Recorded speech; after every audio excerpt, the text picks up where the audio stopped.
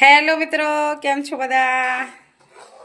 આજે દિવાળીનો દિવસ છે અને આજે તો કાળી ચૌદશ છે, કાલે દિવાળી છે. તો હા, તમે બધા શું શું બનાવ્યું મને કમેન્ટમાં જણાવજો. અને કોઈને મોહનથાળ બનાવો છો, કોને કોને આવડે છે પણ મને કહેજો. જો હું તો મોહનથાળ બનાવવા બેઠી છું. તે તમારે જેને પણ ખાવું હોય આવજો મારા ઘરે મોહનથાળ.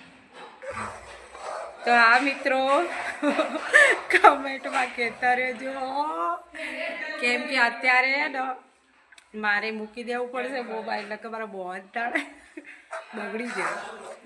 પણ મારા હાથે કદી બગડતો નથી, એટલું તો મને આવડે છે.